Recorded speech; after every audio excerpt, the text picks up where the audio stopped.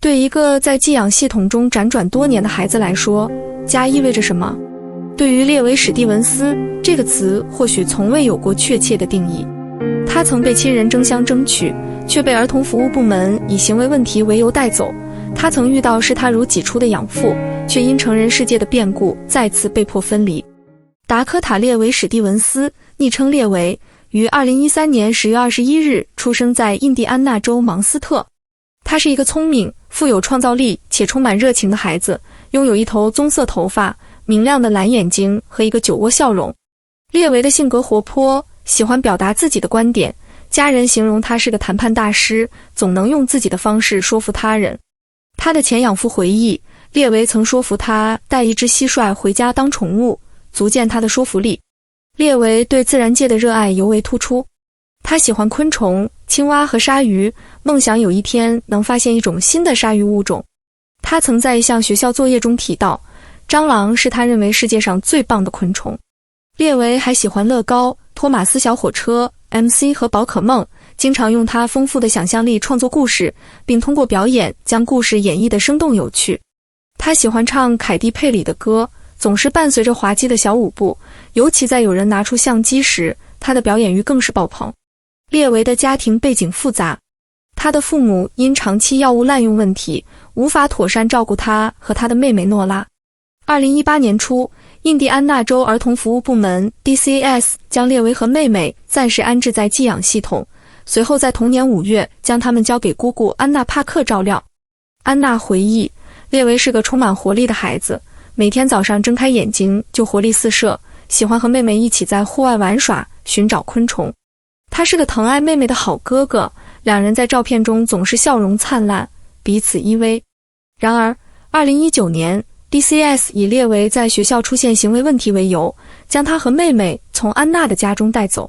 安娜曾提出，列维每周2次的心理治疗和与父母的定期会面让孩子的生活过于紧张，缺乏足够的自由时间，但他未能与法官直接沟通，孩子们被强行带走。此后，列维的祖母、姑姑和其他亲属多次尝试争取监护权，但均被 DCS 拒绝。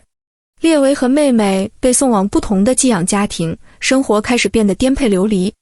2019年中，列维和妹妹被安置在印第安纳州哈蒙德的一个新寄养家庭，由21岁的海登·赫泽尔和他的女友梅丽娜·布兰查德照顾。海登回忆，列维是个充满希望的孩子，尽管经历了诸多变故，他依然能看到生活中的美好。列维称海登为爸爸，两人建立了深厚的感情。海登的父母也非常疼爱列维，甚至在万圣节时装扮成雪人来逗他开心。然而2021年，列维的生父因药物相关并发症去世，生母也放弃了监护权。海登尝试领养列维和妹妹，但因个人境况变化未能成功， DCAS 再次将列维转到其他寄养家庭。2022年，列维被送往南本德的一家精神健康机构接受治疗，随后继续在寄养系统中辗转。2024年初，他开始用手工制作纸盒，并以$2一个的价格出售，展现了他的创造力和创业梦想。同年4月5日，列维被安置在瓦尔帕莱索的詹妮弗·威尔逊和罗伯特·威尔逊家中。詹妮弗和罗伯特自2017年起成为注册寄养父母，曾领养3名儿童，并在几年前为列维提供过短期寄养照顾。这次安置成为了列维生命的最后一站。2024年4月25日，瓦尔帕莱索警方接到一起位于自由镇猎鹰路的紧急医疗求助电话。接到报警后，警方和急救人员迅速赶到现场，发现10岁的列维被送往波特纪念医院，随后被紧急空运至南本德纪念医院接受治疗。2天后，即4月27日，列维不幸去世。警方调查从现场开始，迅速锁定了列维的寄养家庭。詹妮弗·威尔逊，列维当时的寄养母亲，成为调查的核心人物。警方在调查初期获取了詹妮弗的陈述，她描述了当天的事件经过。詹妮弗表示，列维当天早上情绪激动，拒绝完成家务并擅自离开家门。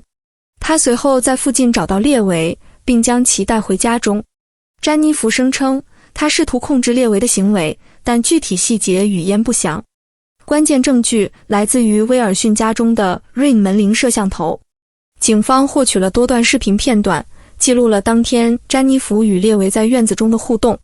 这些视频为案件提供了至关重要的线索，帮助警方还原了事件的时间线。警方还采访了一名邻居，这名邻居表示，列维曾向他求助，表达希望被收养，并请求他报警，称寄养父母对其不利。邻居注意到列维脸上没有明显的伤痕，但他对列维的求助感到担忧，并与詹妮弗发生了短暂争执。最终，列维被詹妮弗带回车内返回家中。调查过程中，警方还联系了列维的 DCS 社工，了解到列维在寄养系统中的复杂经历。社工提供了列维的背景信息，包括他在多个寄养家庭中的经历以及心理健康治疗记录。此外，警方对詹妮弗的丈夫罗伯特·威尔逊进行了问询。罗伯特是当地一所中学的校长，作为强制性报告人，他通过 Ring 摄像头与詹妮弗进行了视频通话，但未采取任何行动。7月初，圣约瑟夫县验尸官办公室发布了列维的尸检报告，确定了死因和死亡方式。报告为案件的定性提供了科学依据。基于尸检结果和视频证据，警方于7月12日对詹妮弗正式提出指控，罪名为过失杀人，这是印第安纳州法律中的5级重罪，最高可判处6年监禁。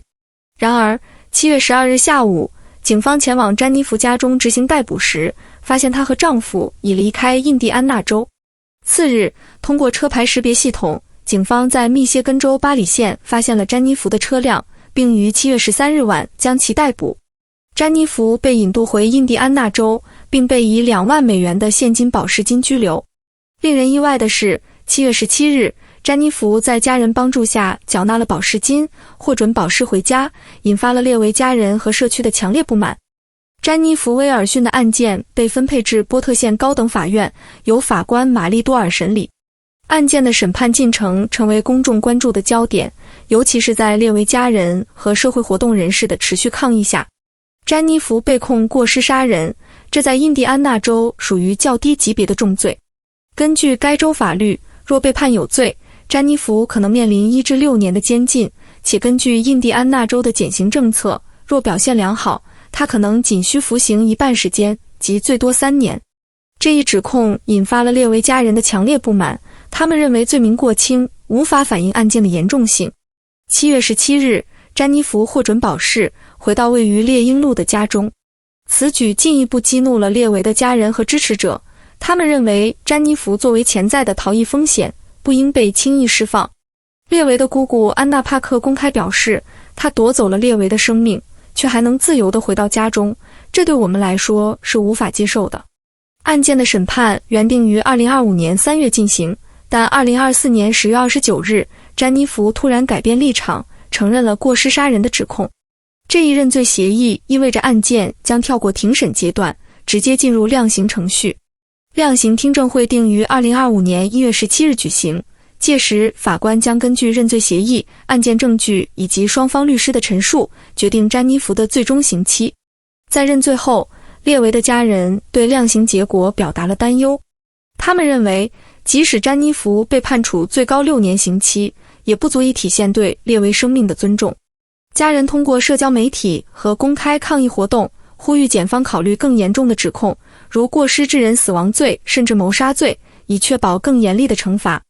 除了对詹妮弗的指控，列维的家人还要求追究印第安纳州儿童服务部门 DCS 的责任。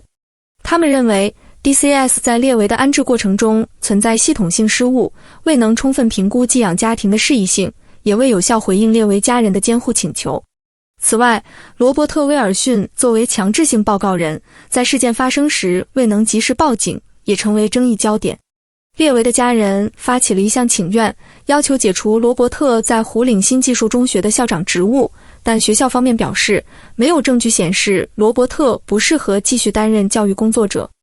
达科塔列维史蒂文斯的案件不仅是一个家庭的悲剧，也是对儿童保护系统和司法体系的一次深刻审视。列维的经历暴露了寄养系统中存在的诸多问题。从2018年被带离家人到2024年去世，列维在寄养系统中辗转了6年，期间多次被重新安置，缺乏稳定的家庭环境。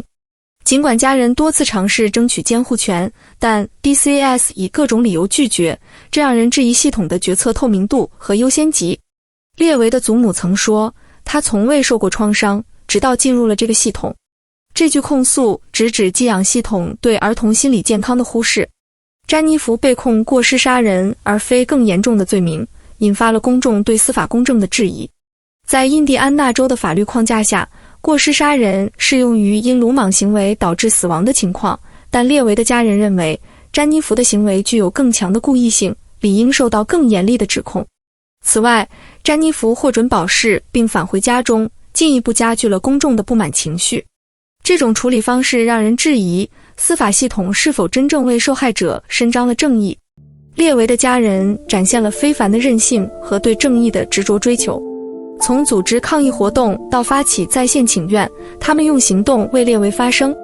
姑姑安娜在社交媒体上写道，我们不能让列维被记住为一个受害者，他是一个充满生命力、勇敢的孩子。